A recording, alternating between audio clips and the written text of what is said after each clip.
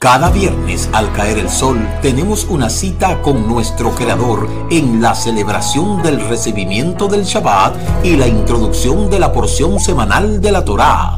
Suscríbase a nuestro canal Raíces Hebreas de la Fe para que reciba nuestras notificaciones de transmisiones a las 8 de la noche, hora del Atlántico. Les esperamos. Shabbat Shalom. Está en los cielos, Él hace todo lo que desea.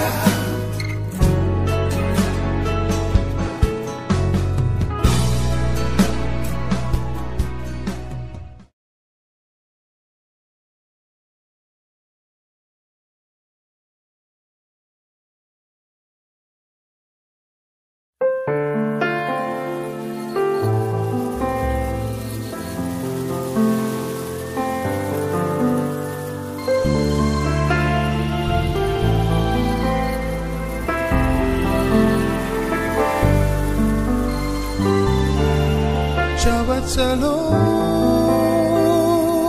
Belkol Israel. Shabbat Shalom para mis hermanos y amigos de la fe. Shabbat Shalom.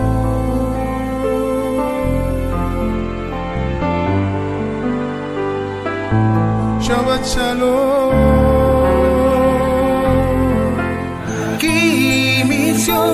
תצא תורה, כי מציון תצא תורה, ודבר אדוני מירושלים. Shabbat Shalom, sean todos bienvenidos a la introducción de la porción semanal de la Torá. ודבר אדוני מירושלים. ברוך שנתן תורה תורה, ברוך שנתן תורה תורה לעמו ישראל וקדושתו. a través.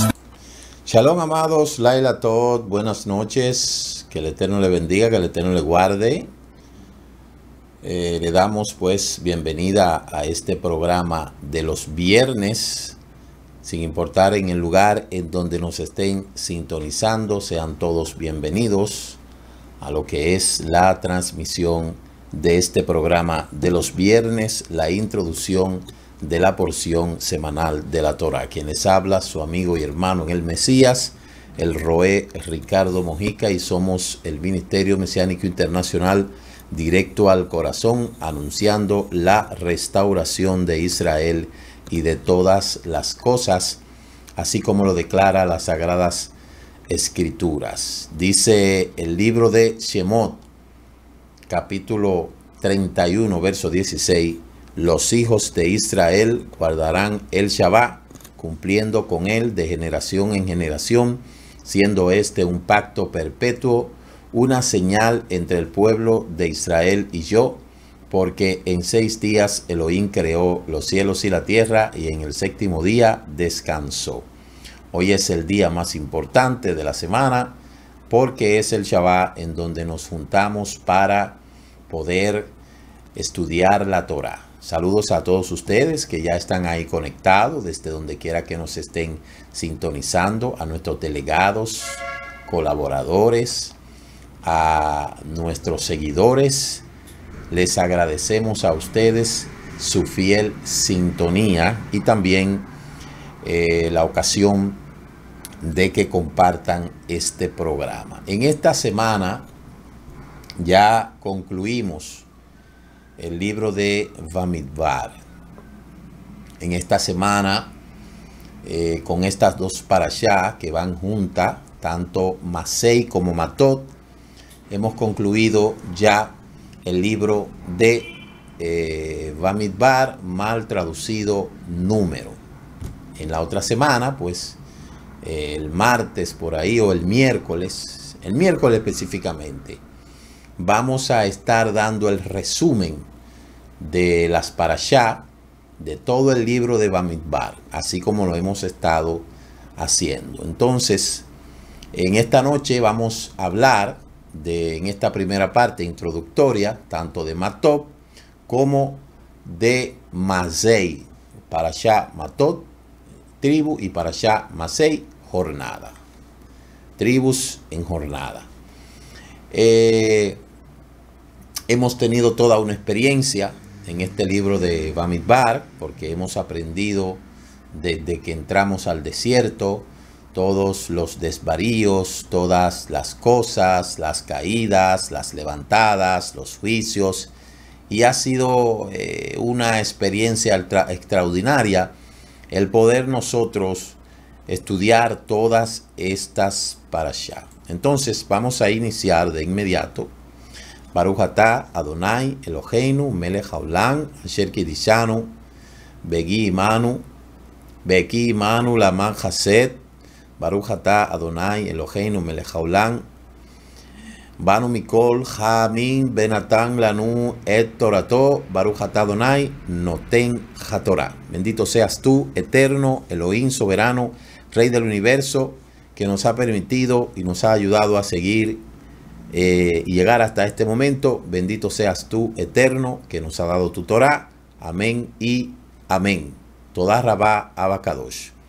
Pues ahí usted puede ver lo que es la Torah, lo que es, ¿verdad?, el contenido de esta Torah, lo que es dónde están las aliyá, como son dos parashá que van juntas. Hay bastante material para leer. Primera aliyá desde el capítulo 1 hasta el 33:10, ahí comprende las dos aliyá. Luego segunda 31, 1 al 12 a 33:10. Me parece que están ahí juntas. Y así sucesivamente ya usted puede ver ahí todas las aliyá. El Maftir, capítulo 32 al 39 y 36:10. Y la Haftará, Yirmiyahu, Jeremías 1 hasta el 3:4. Bastante material, bastante experiencia, muchas cosas aprendimos en este libro. A la verdad que es toda una experiencia el poder atravesar el desierto y poder ver al final cómo la sumatoria de todas las cosas que sucedieron resulta enriquecedor y también de forma muy directa a nuestra actitud al atravesar el desierto. Vamos a entrar de inmediato en lo que es el Maftir. Siempre le decimos que el Maftir es la parte central de lo que es la parashá. Aquí nos dice la parashá Mató que los hijos de Mahir, el hijo de Menashe, fueron a Gilead y la conquistaron, desposeyendo a los emorí que estaban allí. Moshe dio a Gilead y a Mahir, hijo de Manashe. Él vivió en ella. Yair, el hijo de Menashe, fue y capturó sus aldeas y las llamó Jabojair, aldeas de Jair. Y Nobaj fue y capturó a Kenaz en sus aldeas y la llamó Nobaj. Nosotros hemos estado enriqueciendo estas lecturas con el libro de Yehoshua, y esto concuerda con lo que después Yehoshua escribe en lo que es el capítulo ya se puede decir 22, cuando habla de que Rubén, Gad y la media tribu de Manashe, cuando da ahí una muestra de cómo ellos conquistaron esa parte. Algo interesante que hay que ver concerniente a los hijos de Manashe es que ellos expulsaron ahí a toda esa gente, y después más adelante, como lo comenzamos a leer en el libro de Jueces, nosotros vemos que en el libro de Jueces habla de que los hijos de Manashe conquistaron ahí a toda esa parte donde dice específicamente en lo que es el capítulo 1 del libro de Shoftim, Jueces, verso 27, dice: Manashe entró, pero aunque aquí dice el Maftir que fueron a Gilead y conquistaron y desposeyeron a los Emorí, lo desposeyeron. Pero dice el libro de Shoftim, de Jueces, capítulo 1, verso 27, que ahí es donde comienzan las situaciones. Como todos pueden ver, cuando muere Yehoshua, entonces al pueblo no tener ya cabeza, entonces resulta que le preguntan al Eterno, después de la muerte de Yehoshua, consultaron al Eterno y preguntaron quién de nosotros será el primero en subir contra los kenanitas y atacarlo. Entonces ahí el Eterno le dice, en el capítulo 1, verso 2 del libro de Shoftim, por eso es importante leer esta lectura complementaria: suban la tribu de Yahudá, que ahora yo le entrego la tierra en sus manos. Y así mismo lo hicieron. Y ahí entonces el libro de los Jueces comienza con una analogía de las conquistas. Es interesante ver que tocante a lo que es la media tribu de Manashe, dice el verso 27 del capítulo 1 del libro de Shoftim, que no desposeyó, dice: Menashe no desposeyó a los habitantes de Beshán y sus dependencias, ni los de Tanak y sus dependencias, ni los habitantes de Dor y sus dependencias, ni a los habitantes de Ibeam ni su dependencia, ni a los habitantes de Megilot y su dependencia. Los kenanitas persistieron en vivir en esa región, y cuando Israel se hizo fuerte, redujeron a los kenanitas a trabajo forzado, pero no lo desposeyeron, es decir, no lo expulsaron.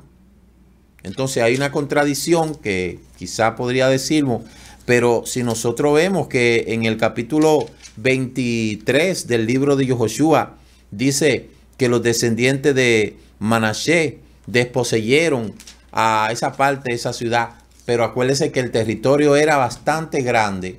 Desposeyeron una parte, pero a la otra parte no lo hicieron. Entonces, ¿qué fue lo que trajo eso? Ahí nosotros podemos ver lo siguiente: al desobedecer al Eterno, al no echar esas naciones de ahí, y en vez de despojarlo, lo que hacen es que le permiten quedarse ahí, sea como esclavo, sea como sea. Eso fue lo que comenzó a crear el andamiaje para que posteriormente la idolatría comenzara de la manera tan fuerte cuando comenzó después de la muerte de Yehoshua. Y en el capítulo 2, que es donde muere Yehoshua, inmediatamente en el capítulo 2 del libro de Shoftim comienza la apostasía en Israel en la obra de los capitanes. Dice el capítulo 2 del libro de Shoftim, verso 10, que toda aquella generación se reunió también con sus padres. Después de ellos se levantó otra generación que no habían experimentado la liberación del Eterno, ni las obras que había realizado por Israel, y los israelitas hicieron lo que le era ofensivo al Eterno, sirviendo a los Baalín. Óigame, pero qué tremendo. Qué tremendo.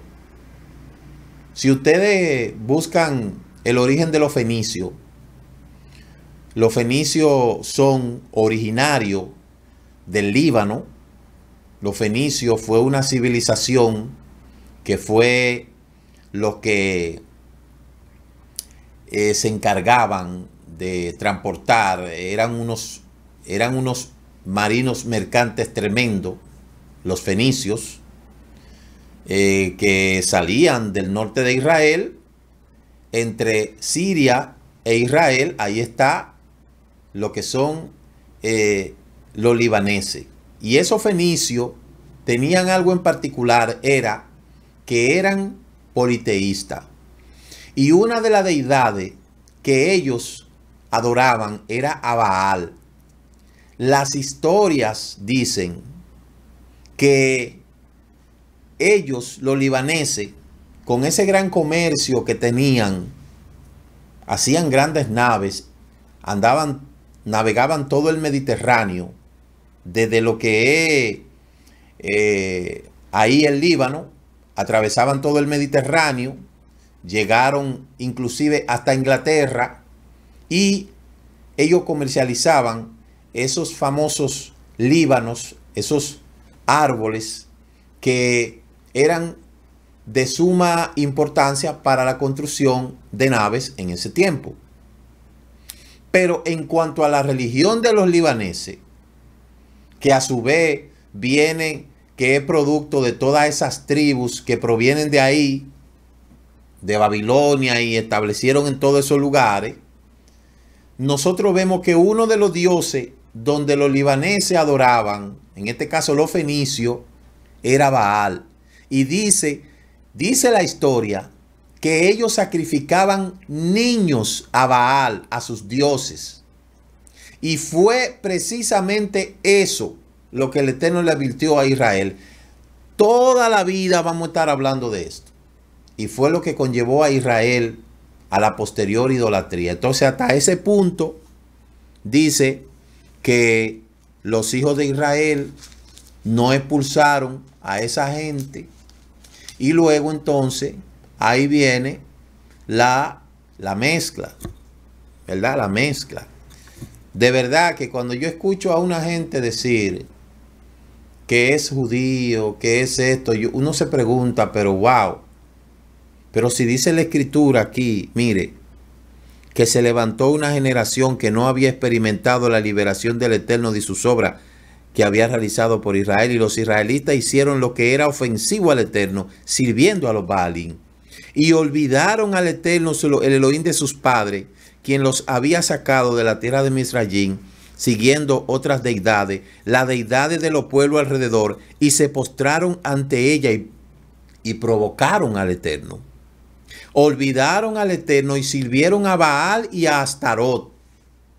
Baal y Astarot.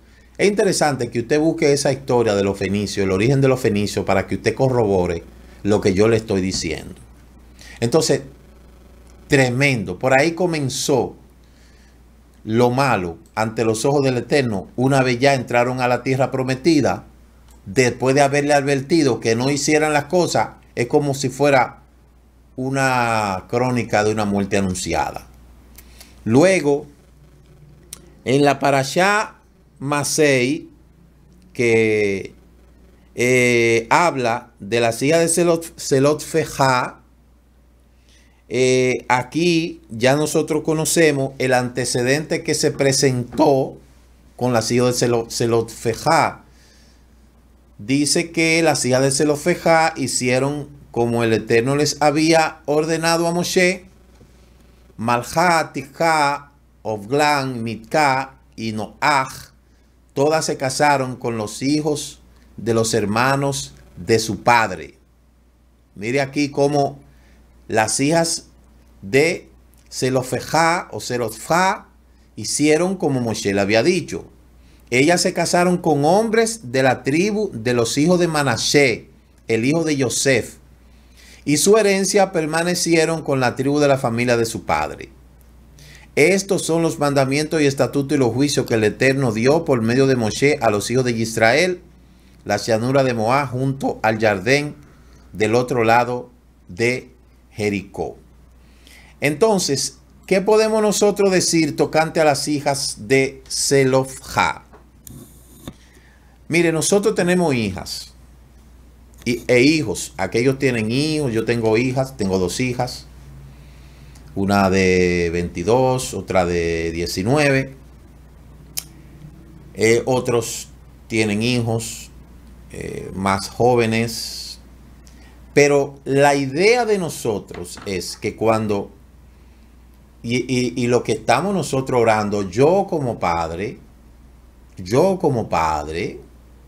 que soy un maestro de Torah, deseo que mis hijas se casen con un hombre, un joven, igual que ellas, que guarde Torá. Eso es lo que nosotros le pedimos al Eterno. Que todo el que tiene hijos, varones, esas madres que tienen sus hijos varones y están guardando Torá, usted lo instruya en el camino de la Torá. Usted le enseñe cuál es la responsabilidad de un hombre que guarda Torá. Cómo, si él desea construir una familia con una buena muchacha, entonces él necesita ser un buen hombre. Él necesita conocer cuáles son los principios que debe de seguir un hombre que desea tener una mujer que guarde Torá. Necesita entender que el hombre es la cabeza del hogar, la responsabilidad paterna del hombre, la responsabilidad económica, financiera, espiritual, emotiva, todas esas cosas. Usted tiene que inculcarle y preparar a su hijo, el que tiene hijos, porque yo he preparado a mis hijas como a la hora que le llegue el momento que el Eterno provea el esposo, el novio, pues puedan tener todo el andamiaje que se necesita, porque el deseo mío es que así como yo he tenido una sola esposa, hemos tenido un hogar donde ya han nacido con un reservorio de amor, de instrucción, de esa misma forma, yo quiero que mis nietos nazcan de la unión de mis hijas con un hombre que guarde Torá, para que esos nietos puedan salir alineados a la Torá. No puede venir de que, no, un hombre que no se sabe de dónde viene, qué creencia tiene, de que no, que se va a casar con mi hija. No, espérese un momento, así no es la cosa. Así no es la cosa. Y lo mismo tiene que ser aquellos que tienen hijos. Entonces el deber de nosotros como padres es, el que tiene hija, instruya a sus hijas cómo ser una buena esposa, de una mujer de Torá, una mujer que guarde Torá, una mujer que sepa cuáles son las responsabilidades de cómo llevar esa familia, aunque nosotros estaremos ahí para orientarlos, para ayudarlos, para guiarlos. Siempre estaremos ahí como padre. De igual manera, la mamá de ese muchacho tiene que instruirlo, tiene que enseñarlo, porque eso es lo que nosotros apelamos. Y que nuestras hijas se casen con hombres que guarden Torá. No que venga un pagano, no que venga un edomita, un misrita, una persona que no tenga principio, que se crió en un lugar donde no tiene formación, donde no tiene respeto, donde no conoció la fidelidad, donde no sabe nada. Ese no es el trabajo que nosotros estamos haciendo con nuestras hijas ni con nuestros hijos. Es para cuando le llegue la etapa que le va a llegar, le va a llegar. A todos le tiene que llegar porque tienen que formar su familia. Tienen que orientarse hacia la sucesión y lo que es la multiplicación, y tienen que cumplir con ese precepto de tener hijos. Eso le va a llegar a cualquier momento. Entonces, es responsabilidad de los padres orientar a nuestros hijos y a nuestras hijas hacia una responsabilidad que entiendan la necesidad de formar un hogar bajo las bases de la Torá. Y eso fue lo que hicieron las hijas de Zelofejá. Hicieron lo que el Eterno le dijo a través de Moshe: cásense con familiares de sus tribus, es decir, cásense con gente de sus tribus. No se vayan a casar con moabita, ni con misrita, ni con pagano, ni con nada de eso, porque ahí no hay garantía de poder tener un hogar estable. No la hay. Y como están ahora mismo esta sociedad, como están los valores, el antivalorismo que hay, nosotros tenemos que entender que para eso estamos trabajando, estamos orando, estamos instruyendo, estamos pidiéndole al Eterno encarecidamente que por favor, a la hora en punto que le toque, que mis hijas tengan que entrar al voto de Kerushim, lo hagan con un hombre que guarde la Torá y que sientan las bases de la Torá en su casa, para que esos nietos cuando vengan sean nietos que sean consagrados al Eterno, y de esa manera nosotros cerremos una generación que viene de matrimonio dividido, de frustraciones, para que nosotros descansemos en nuestros hijos y que podamos ver que al final habrá valido la pena todo esto que hemos hecho. Que no es que mañana me salga una muchacha de que yo me voy a casar con un musulmán. ¿Cómo usted se va a casar con un musulmán? Que yo me voy a casar con un cristiano. ¿Cómo usted se va a casar con un cristiano? Que yo me voy a casar, qué sé yo. No, el Eterno sabe con quién, a quién va a enviar en el momento que va a enviar. Él va a preparar todo, así como lo ha hecho con nosotros. Y de la misma manera que Él ha organizado nuestra vida, como nos ha traído, como nos ha dado el conocimiento, de esa misma manera, cuando se llegue el momento, Él va a traer ese esposo, esa esposa, para que formen su hogar dentro de la Shalom del Eterno. Eso sí, yo creo eso. Y mi fe está puesta en esa. Porque para eso es que nosotros estamos orando. Y para eso es que estamos sirviéndole al Eterno. Entonces, eso tiene que quedar bien claro dentro de el conocimiento que tiene esta generación a la cual nosotros estamos instruyendo, ¿verdad? Entonces, el ejemplo de las hijas de Zelofhad, uno tiene que pronunciarlo, y es lo que dice la Torá en esta noche. Mire, aquí nosotros podemos ver el territorio de Manasés.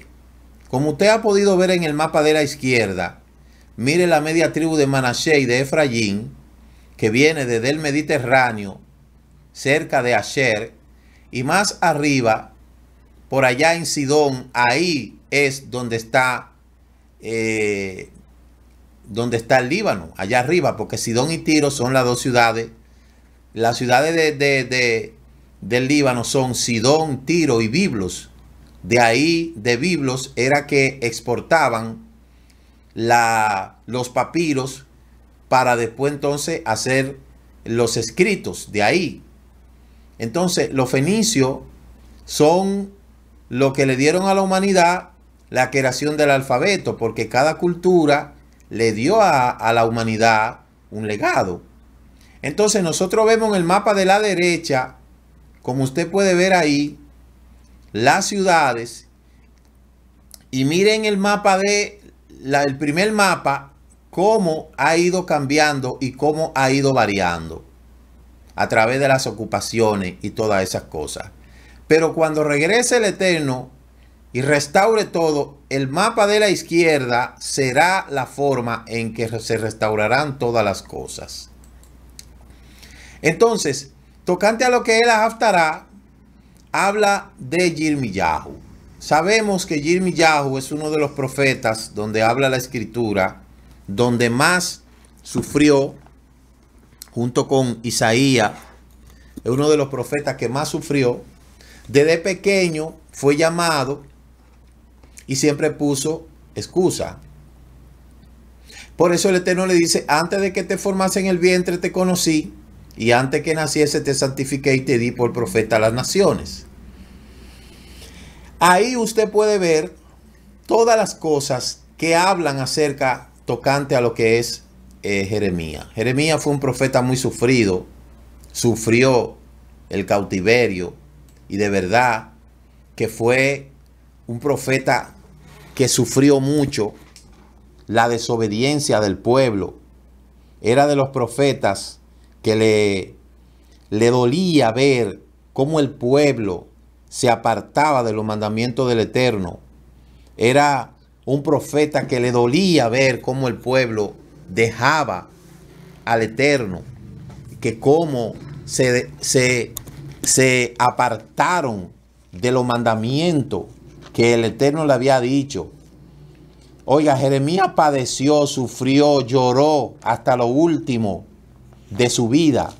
Si usted lee el libro de Jeremías, usted se va a dar cuenta todas las cosas que ese profeta tuvo que padecer por culpa del pueblo.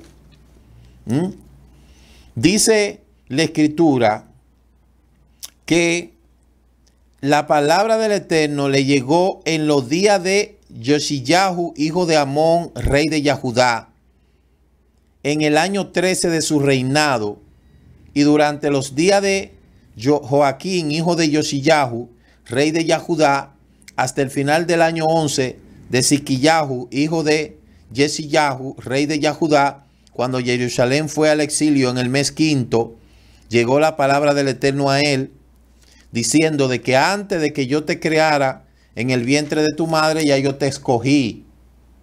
Y ahí viene pues la omisión de él y la negación.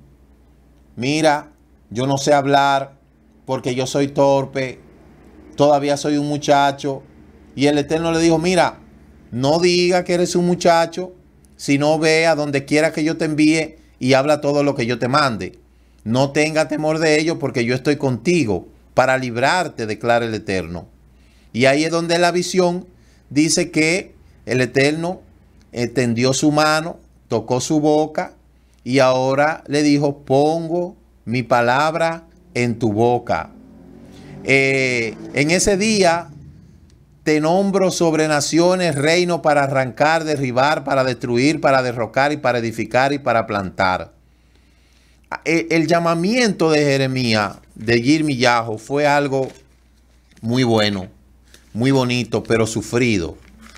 Hasta la postrimería en que muere cautivo. Jeremías murió cautivo. Realmente, como les repito, fue una muerte prácticamente en el exilio. Dice el capítulo, el último capítulo de Jeremías, que se le asignó una ración regular por el orden del rey de Babel, una ración para cada día y todos los días de su vida, hasta el día en que murió. Entonces, no es fácil, no fue fácil para Jeremías ser profeta del Eterno. No fue fácil. Hoy el mundo está lleno de profetas. Hoy el mundo está lleno de gente que dice que es profeta, ¿verdad? Una cantidad de gente que se cree profeta, pero a la gente se le olvida que los profetas eran hebreos, iban a una escuela, eran escogidos por el Eterno, y no era la cantidad de falsantes que hoy en día se autollaman profeta. Son unos falsantes. Todos los profetas eran hebreos con capacidad, con conocimiento. Y en este tiempo no existe profeta. Existe el don de profeta, pero no existe profeta. El Eterno en un determinado momento puede usar a alguien con el don de una profecía, pero no que es profeta, porque eso no existe. Todos los profetas estaban relacionados con el pueblo de Israel. Entonces la mentira de que soy profeta, y la profeta, y la profeta, y la profeta, todo eso son gente que son unos falsantes, unos mentirosos. Lamentablemente es así.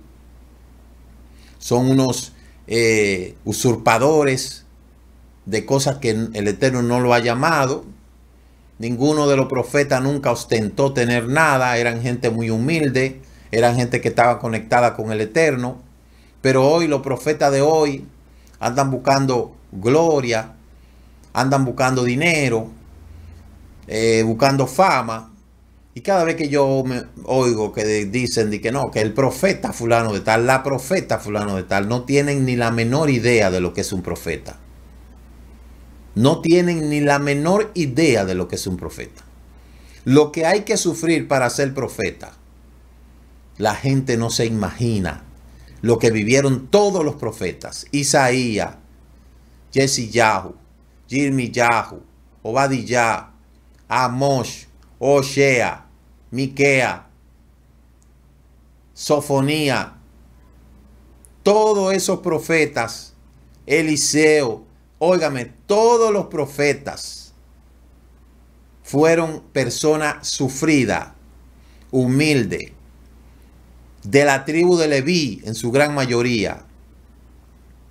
no ostentaban nada, no ostentaban tener, no andaban tras riqueza, tenían un perfil siempre bajo e inclinado a la voluntad del Eterno, con un mensaje toraico de frente ante las adversidades, sin temor y sin miedo, aunque cuando el rúa de profecía venía sobre ellos, lo investía de poder, y luego cuando le llegaba la debilidad, salían huyendo porque eran humanos, así como hizo Elías, así como hizo el mismo Eliseo, así como hizo Jeremías, así como hizo Yirmiyahu, así como hizo Yeshayahu, Ezequiel.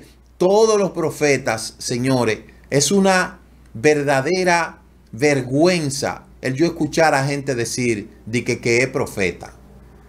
Ah, que yo soy profeta. Eso es una usurpación y eso es una mentira. Mire, esos son impostores e impostoras también, que no importa que se autollamen, ni aunque no importa que se digan que son esto, que son otros, no importa. Ese don no le corresponde a nadie de este tiempo. No le corresponde a nadie de este tiempo. Porque hay que ver lo que eran los profetas hebreos. Porque el término profeta viene de origen hebreo. Solamente vienen de origen hebreo. Los demás son adivinos. Los demás son brujos, adivinadores. Pero el término profeta, que viene del hebreo Navid, fueron personas dedicadas al Eterno. De modo que es una vergüenza cuando yo escucho por ahí, ya sabiendo uno lo que es ser profeta y lo que es la característica de un profeta. Cuando yo escucho eso y yo veo eso, yo digo, verdaderamente la gente no sabe lo que dice.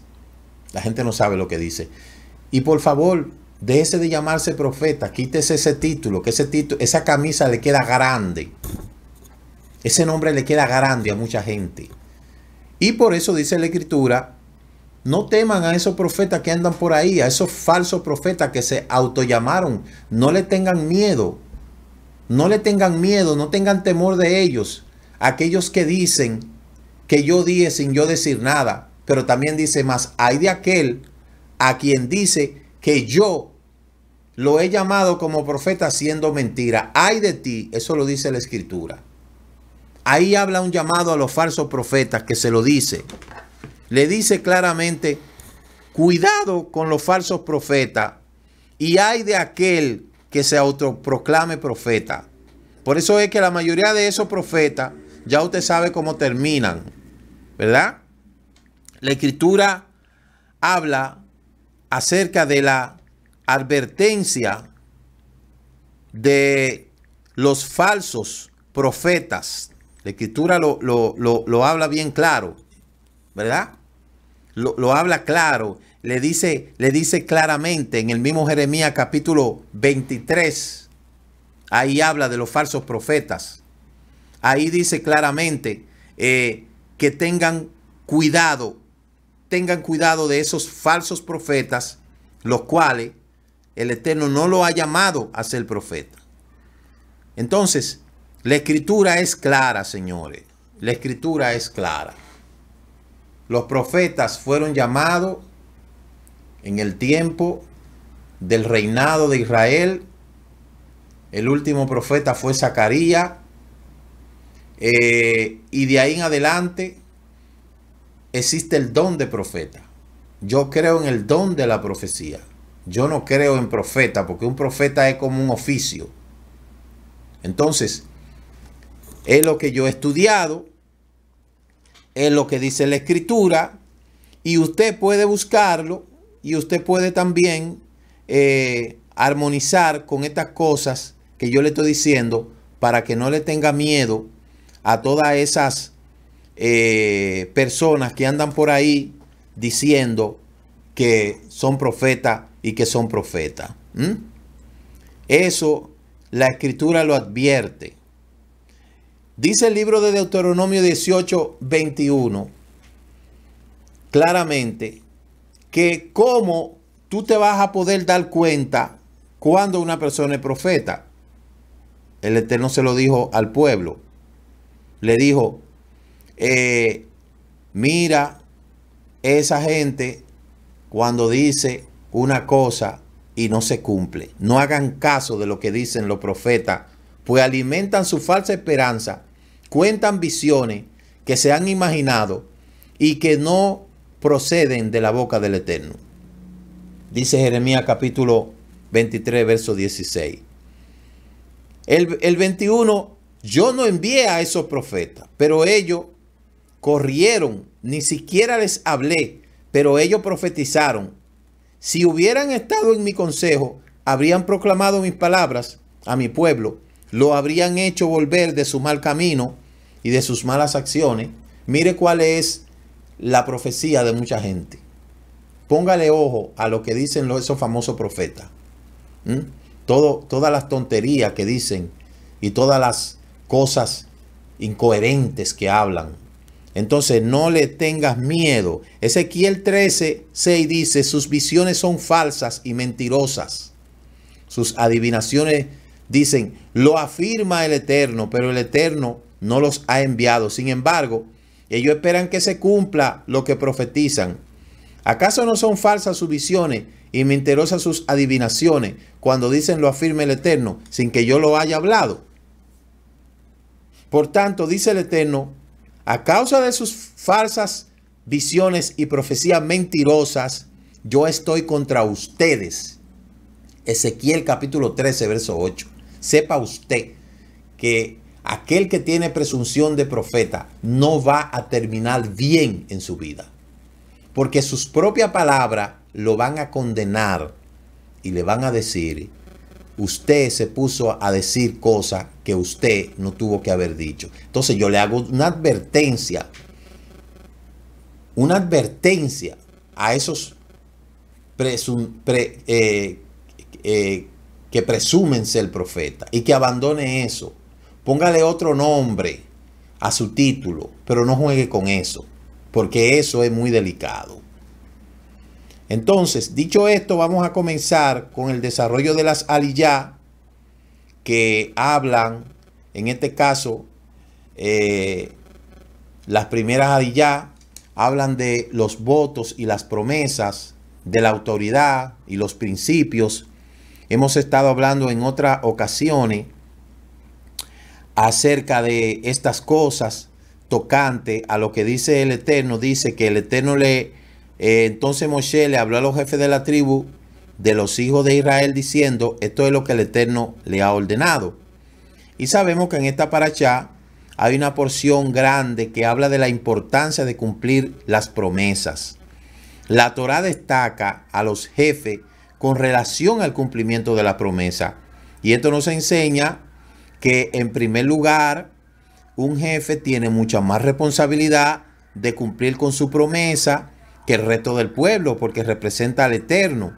Si un jefe no cumple su promesa, él tendrá una imagen equivocada del Eterno. Entonces, los padres tenemos que tener cuidado con eso y tenemos que enseñarle a nuestros hijos a que la palabra debe de cumplir lo que se promete. Ahora, hay una diferencia entre votos y promesas. Hay un estudio complementario que yo lo di hace mucho tiempo que habla así mismo de los votos y las promesas. Un voto es cuando alguien tiene alguna debilidad en su vida, y una promesa es cuando ofrece algo, ¿verdad? Entonces, son dos cosas muy diferentes. Un voto se refiere a lo que es cuando una persona tiene, por ejemplo, alguna debilidad en su vida y dice, bueno, yo me voy a abstener, yo quiero que el Eterno haga tal cosa en mi vida. Voy a durar 40 días de ayuno de la mañana hasta el mediodía. Bueno, eso es un voto que usted lo hace personalmente, nadie lo está forzando. Nadie está forzándolo. Una promesa es que usted pueda ofrecer algo. Y yo siempre le digo a la gente que hay dos cosas que yo he aprendido en la trayectoria de mi vida, y es que para uno poderse zafar de la mentira, uno tiene que hacer dos cosas. Número uno, nunca prometa lo que usted no va a cumplir. y nunca ofrezca lo que usted no tiene. ¿Cómo usted se puede zafar en gran manera de hablar mentira? Número 1, nunca ofrezca lo que usted no tiene y nunca prometa lo que usted no va a cumplir. Por eso hay que decir, cuando haya que decir no, hay que decir no, aunque duela. Y la mayoría de los latinoamericanos, para no quedar mal con la gente, dice, ni siquiera muchas veces decimos, yo voy a ver. No. Usted le dice claro ahí a la gente. Mira, tú me puedes prestar tal cosa. Ay, lo siento, yo no puedo. Pero no se ponga de que, bueno, vamos a ver, quizá. No, yo le aconsejo que no haga eso. Si usted sabe que usted no tiene algo, no lo prometa. Y si usted lo prometió, es porque usted lo tiene. Por eso nunca, la cosa número 3 es nunca crea falsas expectativas. Entonces, número 1, nunca prometa lo que usted no tiene. Número 2, nunca crea falsas expectativas. No crea falsas expectativas a la gente. No crea falsas expectativas. Y no prometa lo que usted no va a cumplir. No ofrezca lo que usted no tiene. No prometa lo que usted no va a cumplir. Y no crea falsas expectativas. Hay que aprender a decir no. Fulano, ¿usted me puede hacer un préstamo? No, no puedo. ¿Usted puede hacer tal cosa? No, no puedo. Es mejor que usted diga que no a que usted se ponga a estar prometiendo cosas que usted no va a cumplir. Yo le digo, eso a mí me funciona. Eso a mí me funciona. Y yo, por eso, no me comprometo con nada que yo no vaya a cumplir. Yo no me comprometo con nada que yo no vaya a cumplir. Si yo le digo a usted sí, usted puede tener la plena seguridad que será así. Si llega el momento y por una razón está llegando la fecha y yo no puedo, yo digo, fulano, no voy, lo siento, pero no voy a poder hacer tal cosa. Y me retracto inmediatamente. Pero no le puede crear falsas expectativas. Esto sucede mucho con los padres. A los padres les gusta mucho estar ofreciendo cosas que no tienen. Los padres muchas veces con los hijos se ponen a estar ofreciendo cosas que saben que no tienen y que no pueden. Entonces al niño, a los jóvenes, a la gente hay que decirle las cosas como es. Porque no está mal que usted diga no.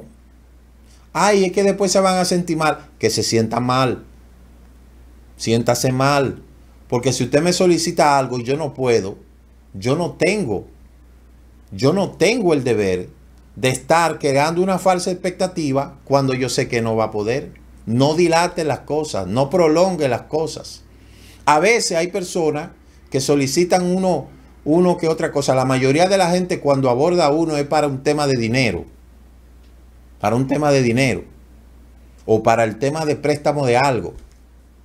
Que la mayoría de las veces la gente no cumple.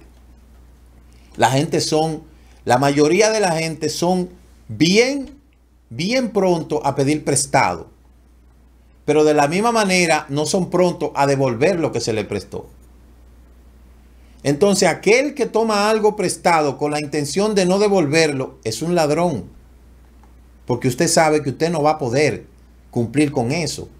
Y por eso se mete en problemas. Entonces cuando usted le tome algo prestado a alguien que conoce la Torá y que conoce de esto, entonces yo le aconsejo que usted cumpla mejor. Porque va a ser peor.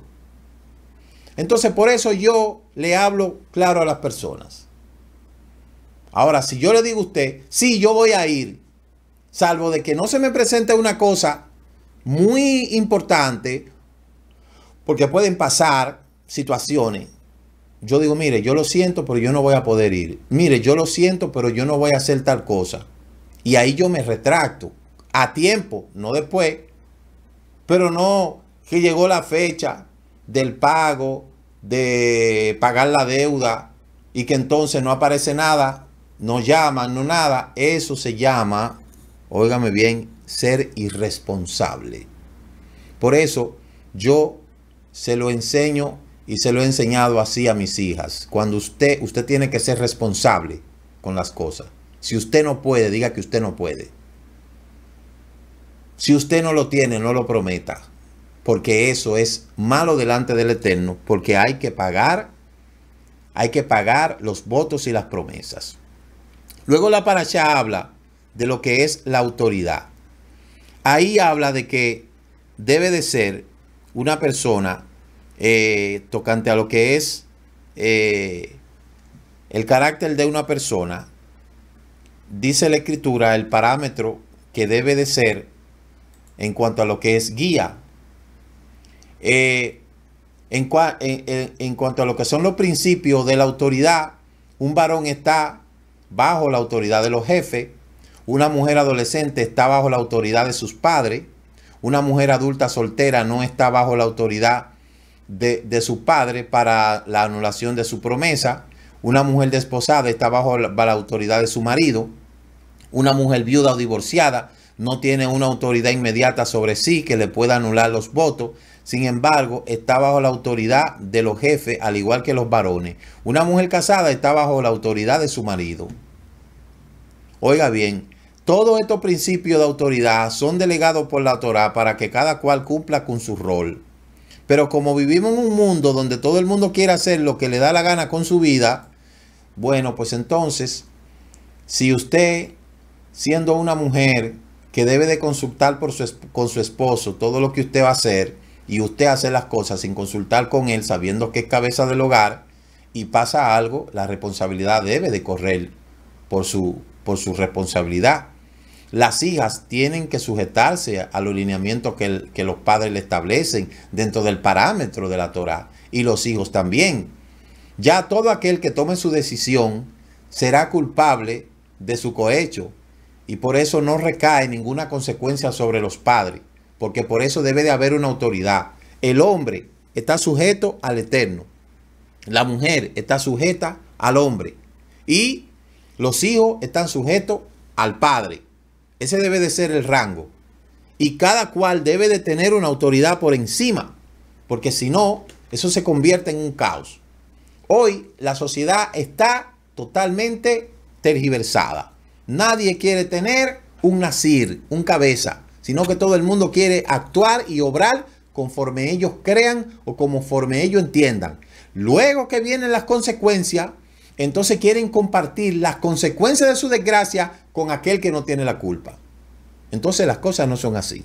Lo que es igual no es ventaja. Usted se metió en cosas sin asesoría, sin buscar consejería, porque usted cree que yo sí, que yo puedo. Entonces después que vengan las consecuencias, no puede buscar gente que le ayude, porque eso fue lo que usted decidió, y eso debe de ser lo más justo.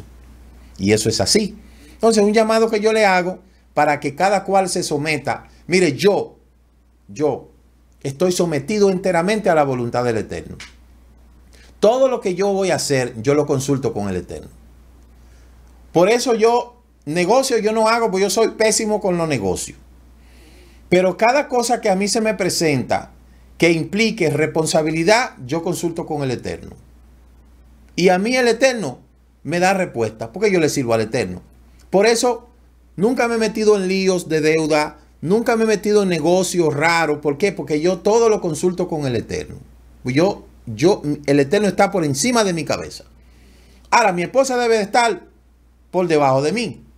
Mis hijas tienen que estar sometidas a mí. Si se rompe ese orden, entonces va a haber una anarquía.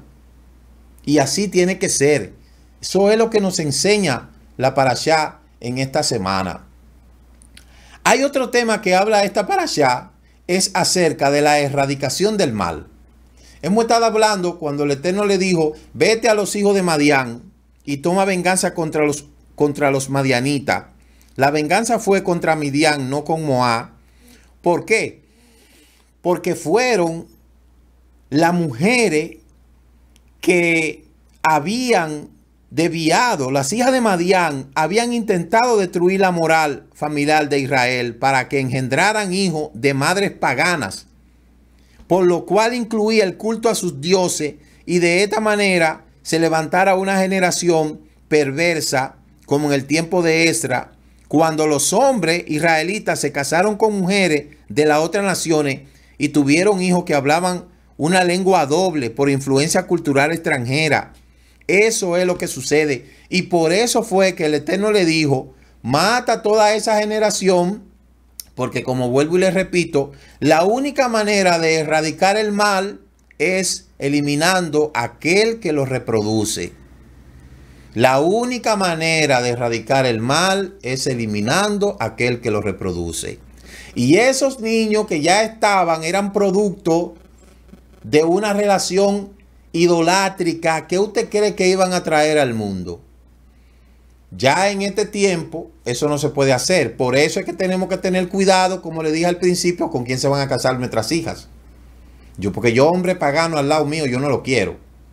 Yerno pagano, yerno que venga, eso, ahí mismo, ahí tenemos problemas. No, señor, tiene que ser una persona que no sea idólatra, una persona cuyo genes estén sano, una persona que le quiera servir al Eterno, una persona que quiera formar un matrimonio, una persona que esté dispuesto a someterse al Eterno, una persona que esté dispuesto a cuidar a su esposa, a sus hijos, porque es lo mínimo que yo puedo pedir. No es lo que yo he hecho, es lo que yo he hecho. Y si la Escritura dice que todo lo que el hombre siembra, eso mismo segará, entonces en ese aspecto, lo que yo deseo es que por lo menos me devuelvan lo que yo he hecho. Así como yo he tratado de ser siempre un buen padre, un buen esposo. Por lo menos que yo le pido al Eterno es que sea así. Si en la vida todo lo que usted siembra eso cosecha, bueno, pues yo sé que a mis hijas el Eterno le tiene 2 buenos esposos, porque eso es lo que yo he hecho en toda mi vida. Me he sentado ahí con una mujer, a amarla, a cuidar a mis hijas, a formar un hogar. Eso es lo que yo he hecho. Para que mañana me venga a decir una de que, ay no, que fulano de tal. ¿Y quién es ese? Ah, no, hijo de qué sé yo quién. No, espérese. Espérese, organicémonos. Porque eso no es lo que yo hice. Y aún así yo lo hubiese hecho. Después que yo vine a hacer Teshuvá, el Eterno tiene que recompensar esas cosas. Entonces hay que cuidar, hay que saber guardar la generación que viene. Y eso fue lo que el Eterno le dijo a Israel. Elimina a los moabitas, a los midianitas, porque esas mujeres tenían ya en su cuerpo, en su vida, la reproducción de la idolatría. Y el Eterno no quería que se levantaran generaciones idolátricas, porque iban a seguir en lo mismo. Porque una gente puede ir a un doctor, hacerse una cirugía estética. Se puede cambiar la nariz, se puede cambiar las cejas, se puede cambiar todo, se puede dar forma al cuerpo, pero el ADN no lo puede cambiar.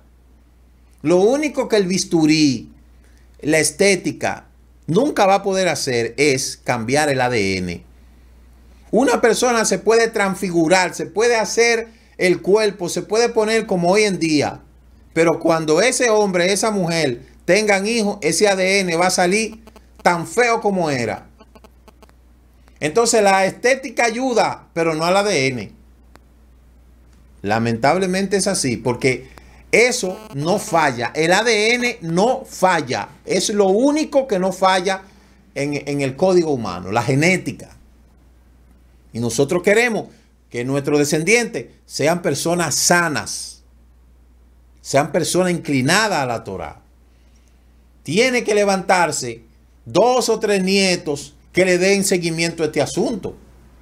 Tienen que levantarse, ¿verdad? Y es el deseo de todo padre. Entonces, por eso es, repito, la única manera de erradicar el mal es eliminando a aquel que lo reproduce. Ya la otra parte habla la parashá de la eliminación de Balaán. Balaán tuvo su consecuencia y dice la Escritura que pasaron también a Balaán, el que conllevó al pueblo a la idolatría. Dice la Escritura claramente que murieron y mataron a esas personas que habían incitado al pueblo a la idolatría.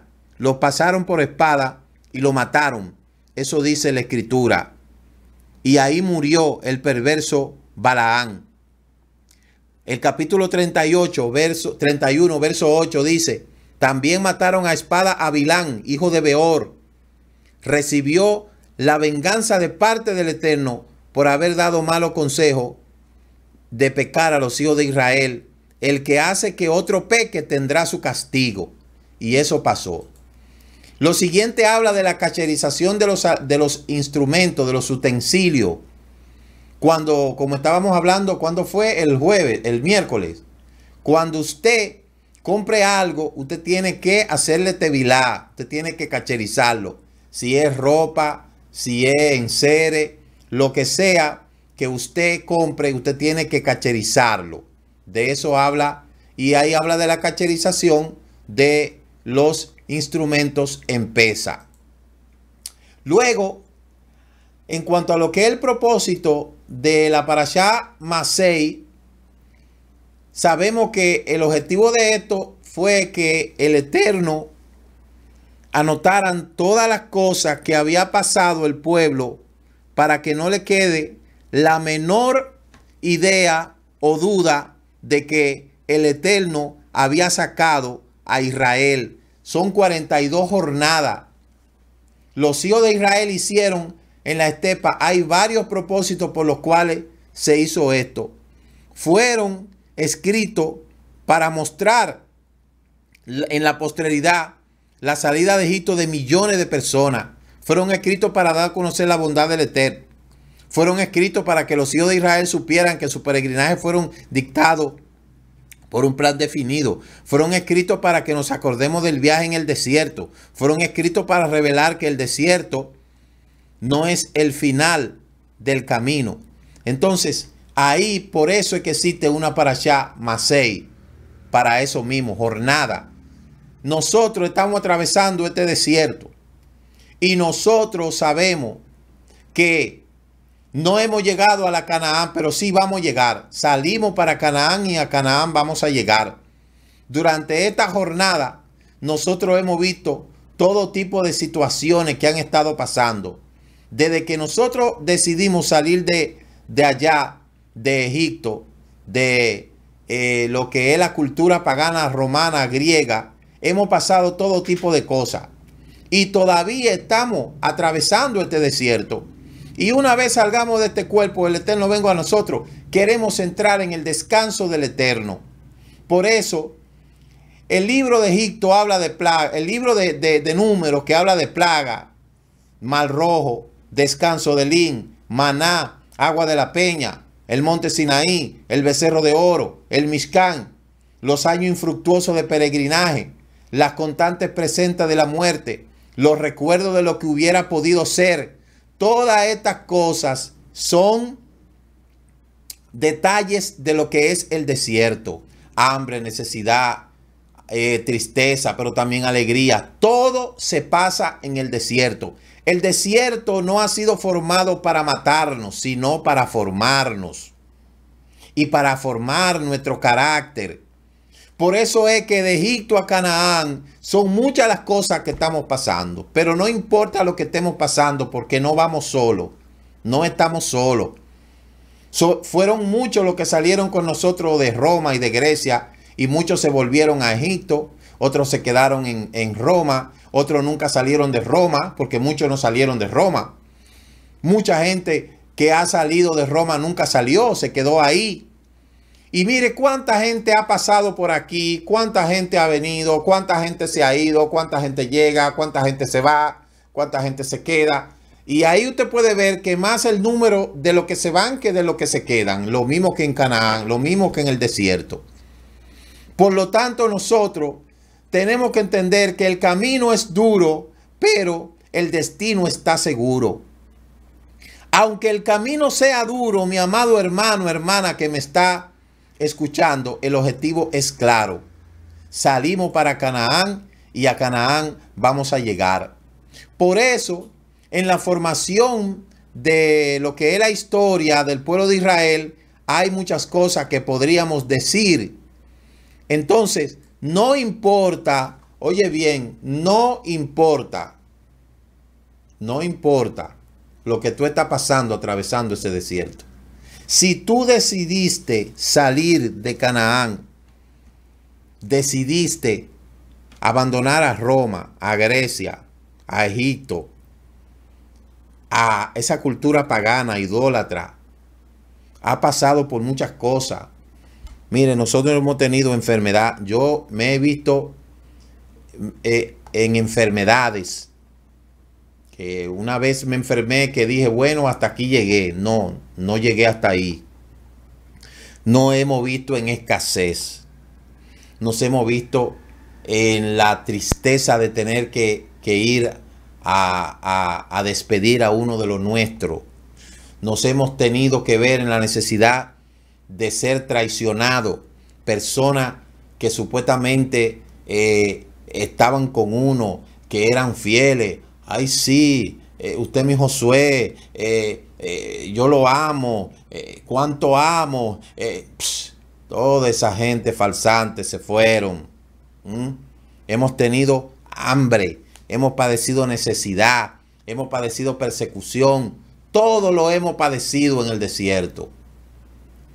Pero en el lugar precisamente en donde estamos ahora, hemos llegado porque el Eterno va con nosotros y sigue con nosotros. No hace 40 años que yo salí de Egipto, no. Apenas hace unos 15 años. Pero yo siento, mire, cuando yo fui la primera vez a Jerusalén, a Israel, yo sentí que ya yo había llegado a la tierra.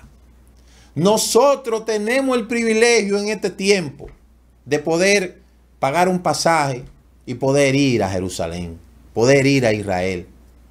Por eso es que debe de ser un proyecto de cada persona viajar a Israel. Porque ese es, mire, esa es la promesa que se nos ha dado, que habitaremos. De ahí saldrá la Torá.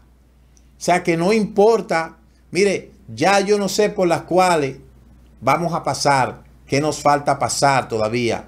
Yo ni me imagino, pero yo sé que todo lo que nos falte por pasar, todo lo que tengamos que pasar, aquí estaremos con el Eterno por delante, avanzando, echando hacia adelante. La sumatoria es que aquel que gana la batalla no es aquel que se queda en el camino, sino el que llega al destino. ¿Cuánta gente no comenzó estos caminos con uno? ¿Y dónde están ahora mismo? Muchos se devolvieron a Egipto porque nunca, todo el que se devolvió para Egipto fue porque nunca salió de ahí. ¿Dónde están? Otros se han ido para otros lugares, para aquí, para allí. Están en todo, menos en el camino a la bendición.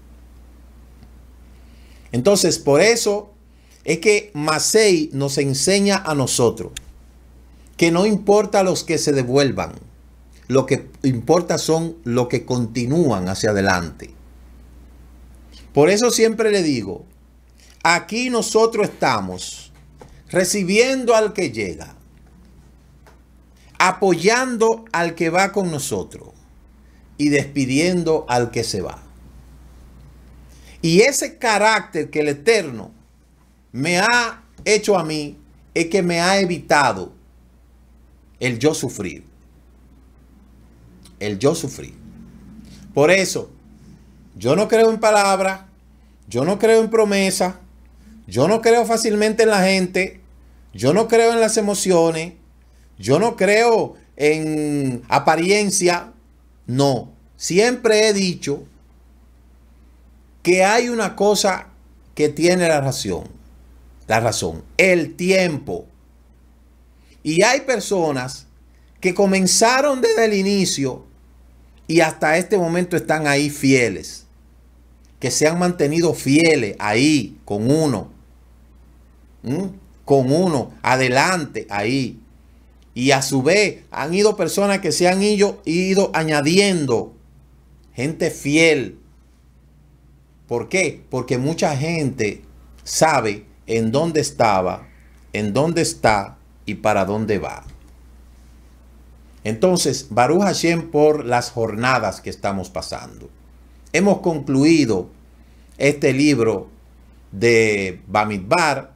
En la próxima semana, el miércoles, vamos a tener el resumen para luego comenzar con el quinto libro de la Torá, que se llama Devarim, palabras. Amén.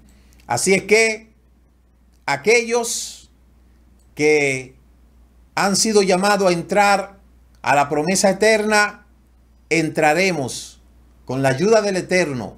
Entraremos porque el Eterno va con nosotros. Aquí estamos, recibiendo al que llega, ayudando al que permanece, despidiendo al que desea regresar a Egipto, a Roma, a Grecia, a su cultura, de donde nunca salió. Así es que, Hazak, Hazak, venid Hased, esfuérzate y sé valiente.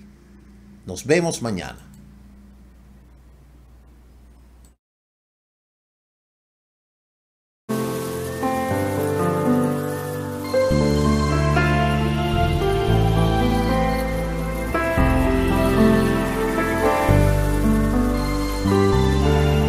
Shabbat Shalom del Kol Israel. Shabbat Shalom para mis hermanos y amigos de la fe. Shabbat Shalom.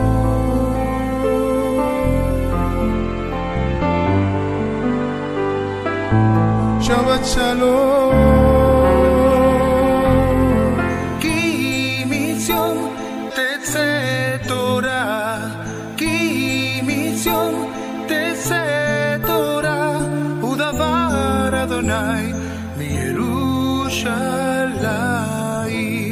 Muchas gracias por haber compartido con nosotros la porción semanal de la Torá. Comparta con aquellos que de verdad desean aprender las raíces hebreas de nuestra fe y nos veremos la próxima semana en la introducción de la porción semanal de la Torá. Shabbat Shalom.